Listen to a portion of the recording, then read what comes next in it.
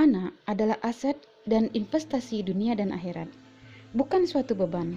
Karena ketika orang tua meninggal, maka yang paling berhak mensolatkannya adalah anak kita sendiri. Assalamualaikum warahmatullahi wabarakatuh. Alhamdulillahirrabbilalamin. Wassalatu wassalamu ala asrafil anbiya'i wal mursalin wa ala alihi wa sahbihi ajma'in. Asyhadu an la ilaha illallah wa asyhadu anna muhammadar rasulullah.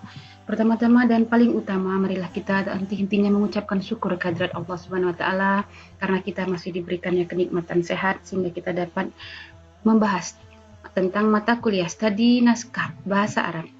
Kali ini yang akan kita pelajari adalah fi ta'lim al-waldani wa ikhtilafi mazahabil amsari al-islamiyah, berbagai macam metode pendidikan dan pengajaran Al-Quran terhadap anak.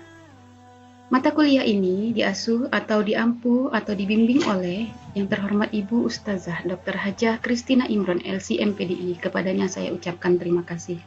Untuk mendapat keberkahan dari Allah Subhanahu wa taala, marilah kita bersama-sama melapaskan basmalah. Bismillahirrahmanirrahim. Pendidikan Al-Quran terhadap anak merupakan syiar agama yang banyak dilakukan oleh pemeluknya dan terus digalakkan di seluruh penjuru daerah. Mempelajari ayat-ayat Al-Quran dan sebagian matan hadis dapat cepat menguatkan iman dan akidah ke dalam hati. Al-Quran merupakan dasar pendidikan yang membentuk karakter pokok manusia. Sebab pendidikan pada anak ketika masih kecil lebih tertancap kuat dan menjadi dasar bagi perkembangan berikutnya. Pondasi dasar pertama yang terdapat pada hati merupakan dasar pembentuk karakter manusia. Tergantung pada pondasi dan cara inilah pertumbuhan selanjutnya terlaksana.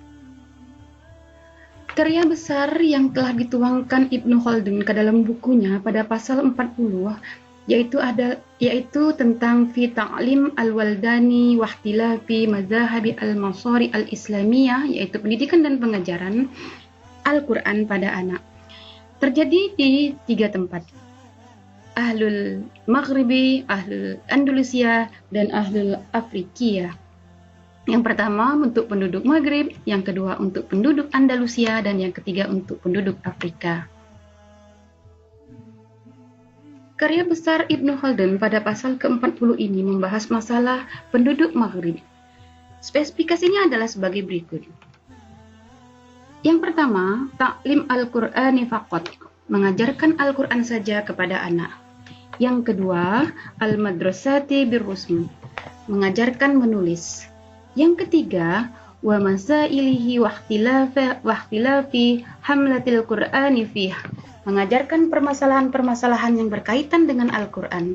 Kemudian yang keempat, la yahlituna dzalika bisawhi fi syai'in min mujalisi ta'limihim, la min hadithi wala min fiqhi wala min sya'ri wala min kalami al-arab.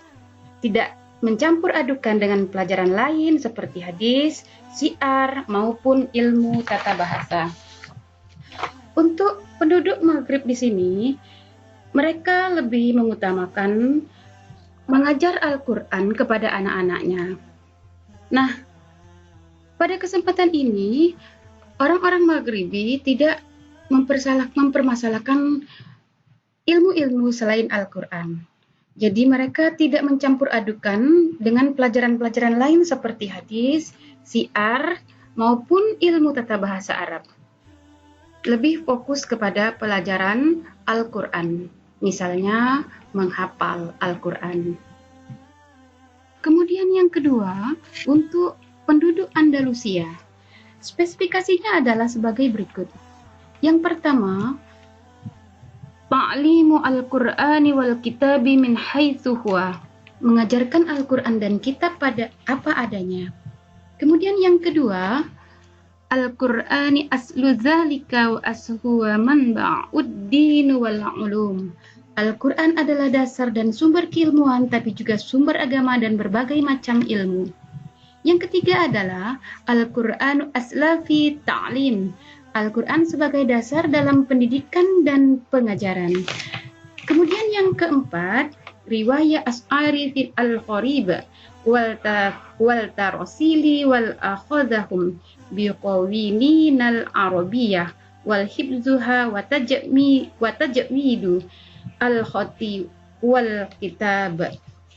Mengajarkan periwayatan syair, ilmu tata bahasa, pelajaran menulis, memahami kitab. Untuk penduduk Andalusia ini, mereka tidak hanya memperhatikan satu materi pelajaran saja dengan menyampingkan yang lain.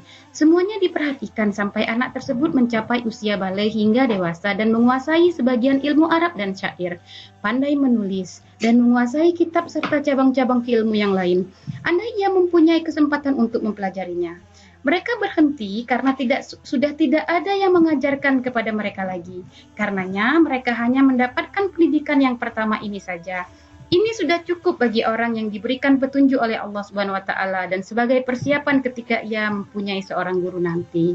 Karya besar Ibnu Khaldun yang membahas tentang metode pendidikan dan pengajaran Al-Quran pada anak terjadi juga pada penduduk Afrika. Spesifikasinya adalah sebagai berikut. Yang pertama, ta'limihim lil walidani Qur'ani bil hadisi fil ghalib. Mengajarkan Al-Quran pada anak disertai hadis dan kaidah-kaidah ilmu serta permasalahannya.